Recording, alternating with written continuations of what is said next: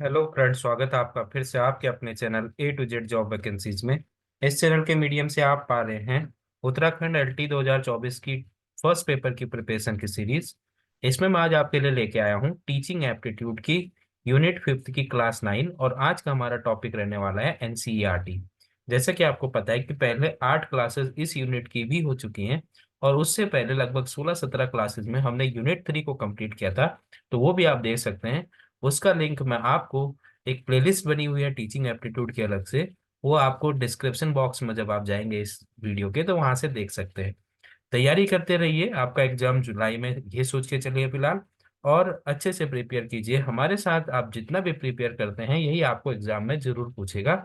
जब आप इसको, इन चीजों को एनालाइज करेंगे एग्जाम में, तो आप पाएंगे कि यहीं से सब कुछ आया हुआ था। कि मैं आपके लिए लेके आता हूँ अलग अलग तरह से सिलेक्टेड कंटेंट, और जो आपके लिए है बहुत महत्वपूर्ण। तो चलिए स्टार्ट करते हैं एनसीईआरटी की आज की क्लास को।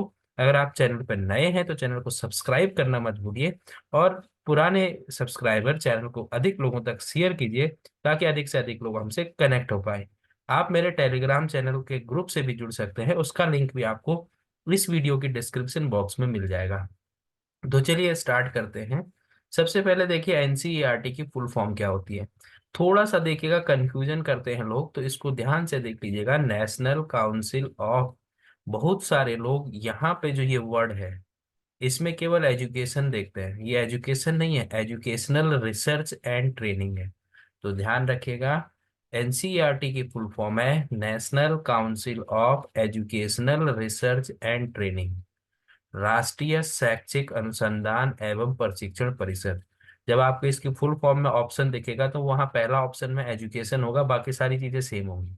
तो ऑप्शन में जल्दी जल्दी में क्या करते हैं बच्चे, एग्जाम प्रेशर में रहते हैं, टाइम बचाने के चक्कर में ए पे क्लिक कर देते हैं, गलत हो जाएगा।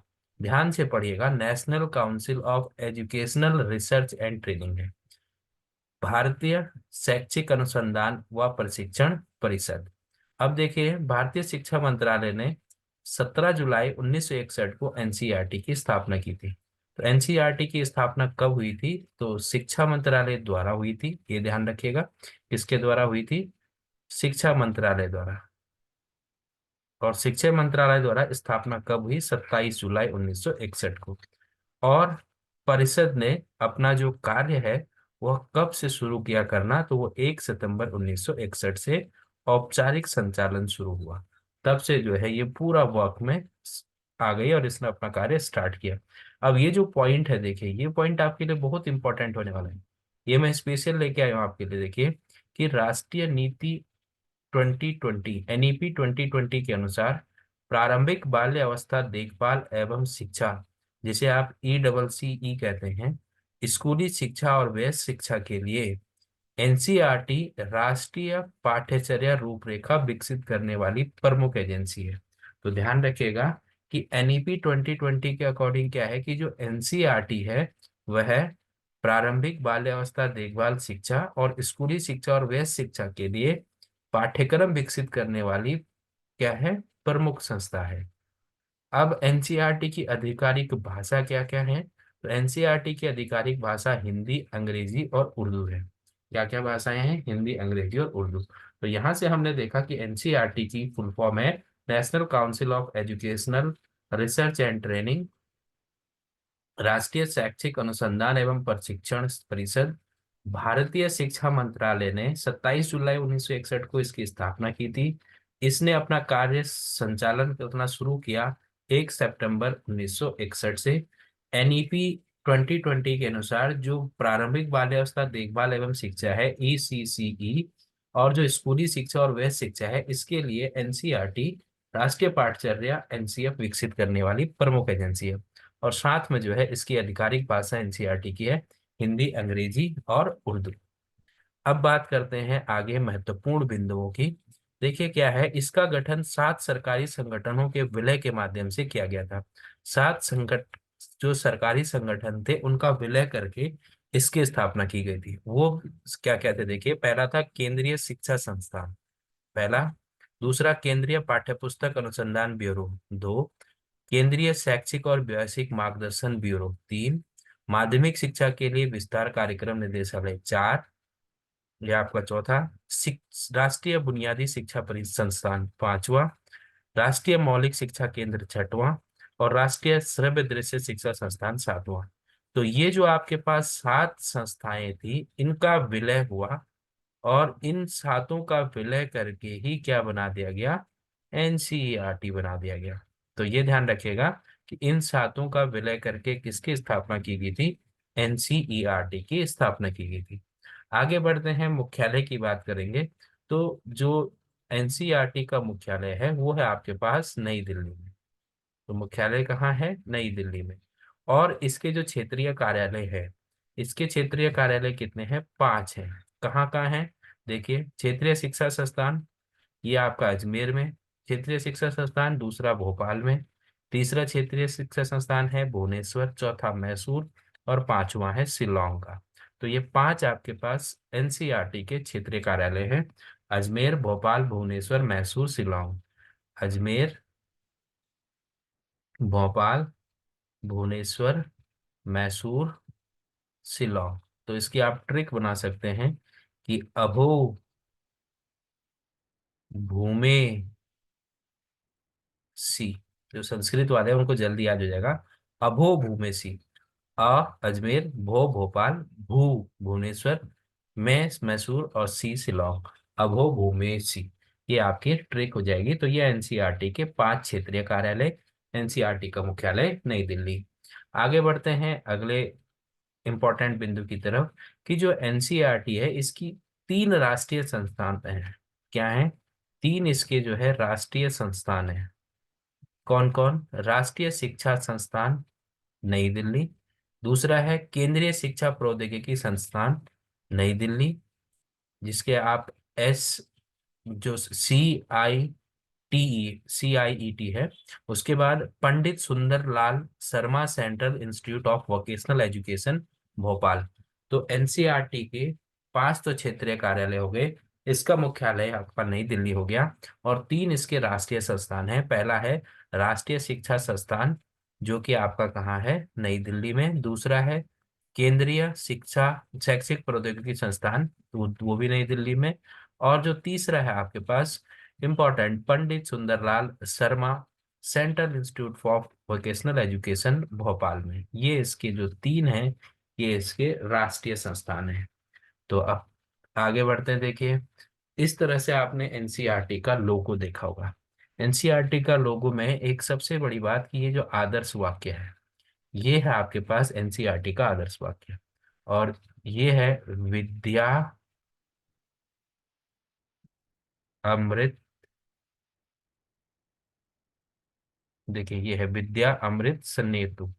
तो इसको जो है अगर आप रूपांतरित करते हैं हिंदी में, तो इसका अर्थ होता है कि विद्या के माध्यम से किसको प्राप्ति होती है, मोक्ष की प्राप्ति होती है। विद्या के माध्यम से मोक्ष की प्राप्ति होती है, मोक्ष की प्राप्ति होती है। अब देखिए इसमें जो है, इसके लोगों में जो है तीन आपके पास, एक, दो और तीन, ये तीन आपके पास क्या बने हुए हैं, आपको दिख रहे हैं सीधे सीधे कि ये तीन आपके पास हंस बने हुए हैं। और ये जो तीन हंस है, ये अनुसंधान, विकास, प्रशिक्षण और विस्तार को इंडिकेट करते हैं। तो चलिए इसके बारे में डिटेल से मैं आपके लिए लेके आया हूँ, इसको जानने की कोशिश करते हैं। तो जो एनसीईआरटी का लोगो है, उसका डिजाइन तीसरी सदी ईसा पूर्व में अशोक काल के अवशेषों से लिया गया है। जो एनसीईआरटी का लोगो का अवशेष, जो डिजाइन है, वो किसके अवशेष से लिया गया, अशोक काल के अवशेषों से।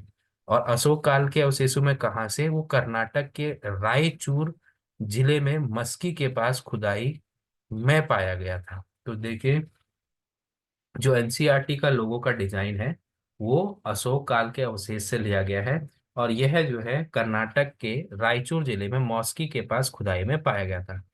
अब इसमें आपस में जुड़े हुए तीन हंस है। एनसीईआरटी के काम के तीन पहलुओं अर्थात अनुसंधान, विकास, प्रशिक्षण और विस्तार के एकीकरण का प्रतीक है। देखिए सॉरी, जो एनसीईआरटी के तीन हंस है वो किस किस चीज का प्रतीक है, एक तो है अनुसंधान, दूसरा है विकास, और तीसरा प्रशिक्षण व विस्तार। ये प्रशिक्षण और विस्तार एक साथ है, तो एक, दो और तीन, इन तीनों को एक साथ बांधना एकीकरण का प्रतीक होने का मतलब तीनों एक तरह से काम कर रहे हैं, यह है। अब इसका जो आदर्श वाक्य मैंने आपको बताया वो ईसा उपनिषद से लिया गया है, और इसके अर्थ को इस तरह से भी लगाया जाता है, सीखने के माध्यम से शाश्वत जीवन। वही है, मतलब जब आदमी शिक्षा ले लेता है तो उसको मोक्ष की प्राप्ति हो जाती है, या सीखने के माध्यम से वो शाश्वत जीवन में चले जाता है। ये जो है एनसीईआरटी के लोगों के बारे में इंफॉर्मेशन है। देखिए, लोगो कहाँ से लिया गया, अशोक काल के अवशेष से लिया गया, कर्नाटक के रायपुर जिले में मस्की के पास खुदाई में पाया गया था। इसके लोगों में तीन हंस जुड़े हुए हैं आपस में, और यह एनसीईआरटी के तीन कामों को बताता है कि उन तीनों में एकीकरण है। कौन कौन से वो तीन काम है? अनुसंधान, दूसरा विकास, और तीसरा प्रशिक्षण व विस्तार। इसका एकीकरण का प्रतीक है। और इस आदर्श वाक्य, इसका जो आदर्श वाक्य है, अमृतो, जिससे आप विद्या अमृतो श्रुते, उस वो जो है ईसा उपनिषद से लिया गया है। और उसका अर्थ है कि सीखने के माध्यम से शाश्वत जीवन मिलता है, या शिक्षा से ही विद्या, या विद्या से ही जो है मोक्ष की प्राप्ति होती है। आगे बढ़ते हैं। देखिए कि यह निम्नलिखित से संबंधित विभिन्न गतिविधियों और कार्यक्रमों का संचालन करती है। किस किस का संचालन करती है? पहला, शैक्षिक अनुसंधान और नवाचार। शैक्षिक अनुसंधान रिसर्च का काम करती है, और साथ में जो है नवाचार यानी नई नई चीजों को शिक्षा के क्षेत्र में बढ़ावा देती है। पाठ्यचर्या का विकास और पुनरीक्षण, ये तो आपको पता ही है कि करिकुलम को क्या करती है, ऑर्गेनाइज करती है और डेवलप करती है। फिर आपके पास हो गया पाठ्य पुस्तकों और अन्य शिक्षण अधिगम सामग्री का विकास।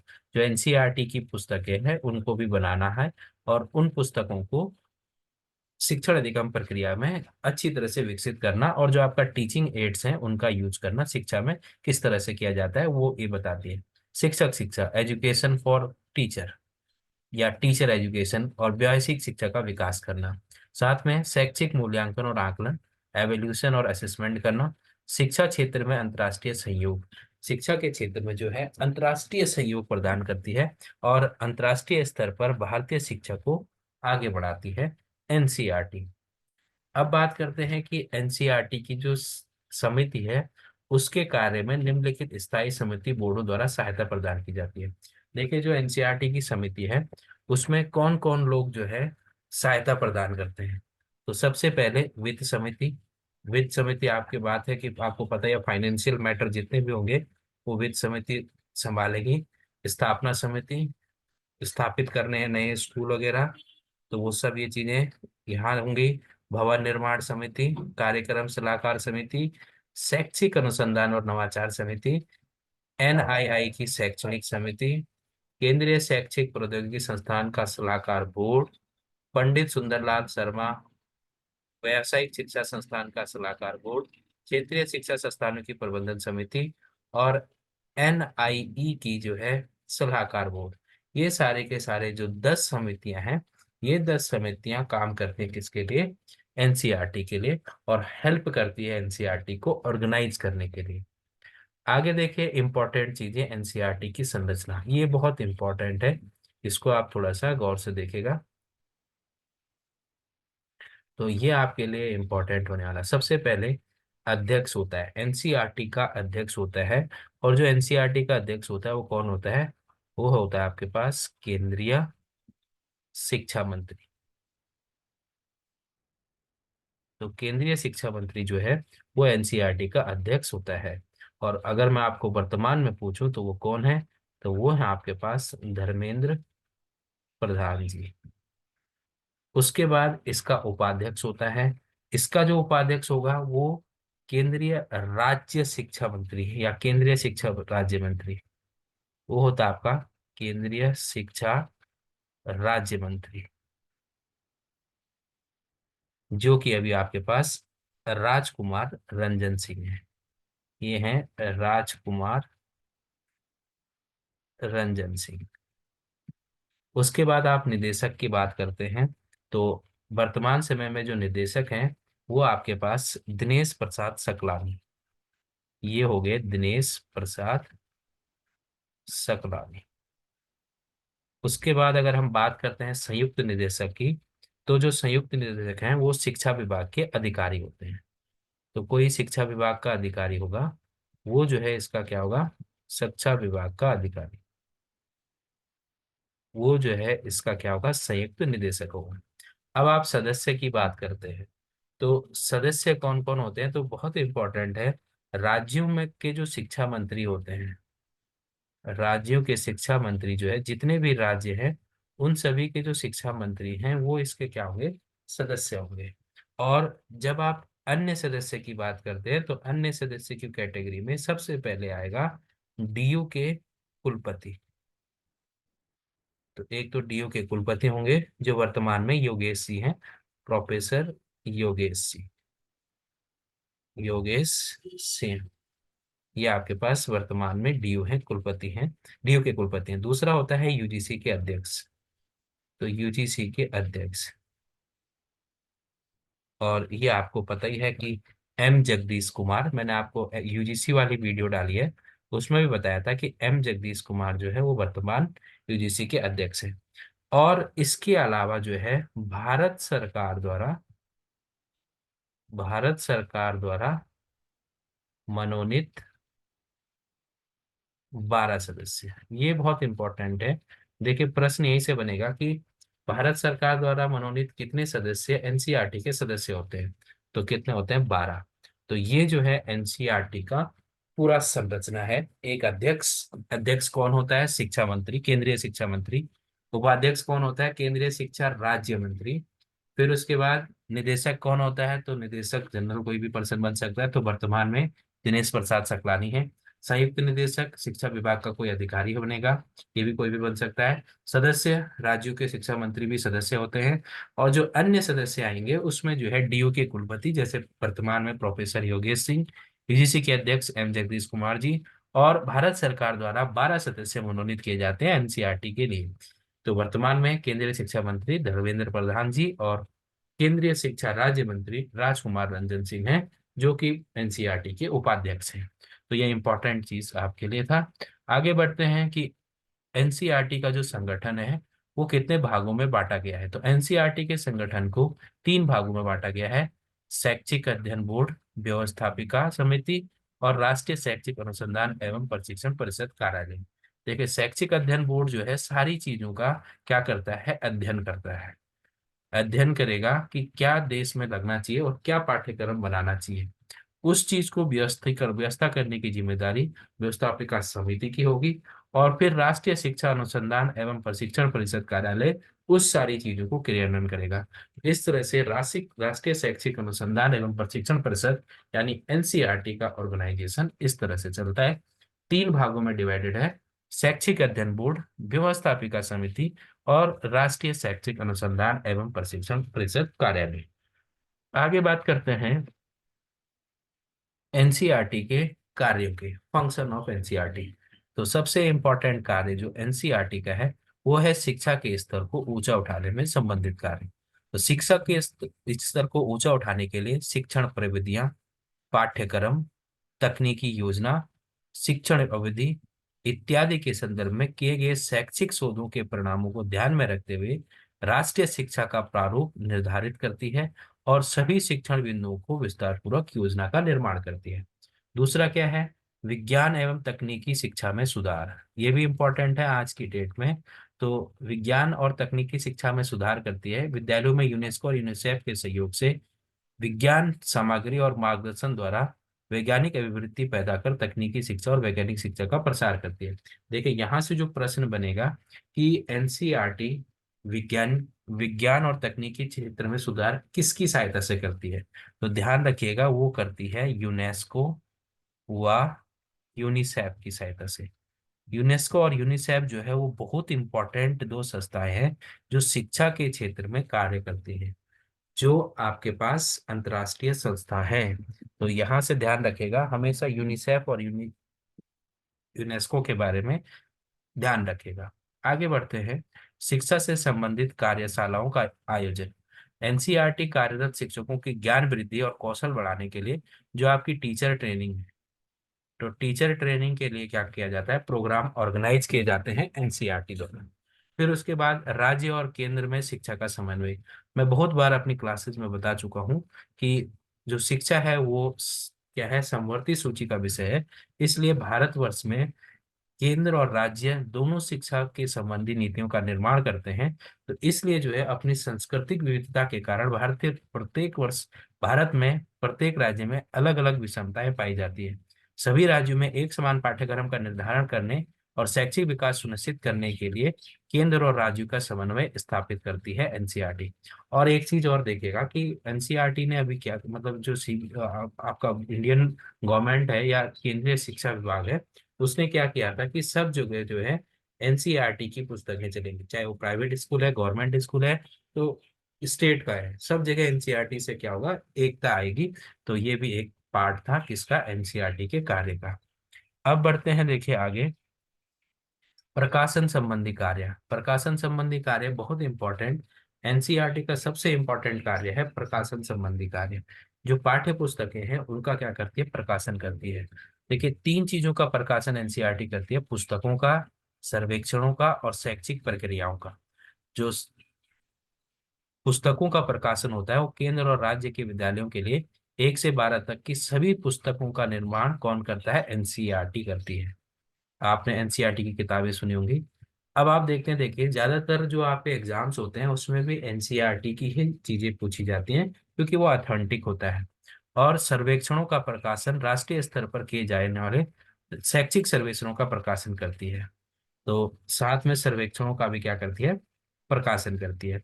अभी मैं आपको एक चीज बताना भूल गया शायद पहले, कि जो एनसीईआरटी है ये ध्यान रखिएगा ये एक स्वायत्त संस्था है। कैसी संस्था है, स्वायत्त संस्था है। तो ये भी पूछ सकता है कि एनसीईआरटी किस प्रकार की संस्था है, अचानक से मेरे दिमाग में आया है। तो ये आप नोट करके लिख लेना पहले वाले पॉइंट्स में, जब आपने इंट्रोडक्शन लिखा था वहां शायद एक पॉइंट मिस हो गया होगा। तो ये कौन सी संस्था है, स्वायत्त संस्था है। और एनसीईआरटी की जो स्थापना थी वो किस एक्ट के तहत हुई थी, तो वो थी आपके पास सोसाइटी सोसाइटी रजिस्ट्रेशन एक्ट 1860 के तहत। इसके तहत जो है एनसीईआरटी की स्थापना हुई थी। अब जो शैक्षिक प्रक्रियाओं का प्रकाशन है उसमें एनसीईआरटी प्राइमरी शिक्षक त्रैमासिक, स्कूल साइंस की एक पुस्तक निकालती है त्रैमासिक अंग्रेजी मीडियम में, द प्राइमरी टीचर अंग्रेजी की एक पुस्तक त्रैमासिक, जर्नल ऑफ इंडियन एजुकेशन अंग्रेजी में द्विमासिक, इंडियन एजुकेशन रिव्यू अंग्रेजी में त्रैमासिक और भारतीय आधुनिक शिक्षा हिंदी द्विमासिक। ये पत्रिकाएं कौन छापता है, एनसीईआरटी का विभाग छापता है।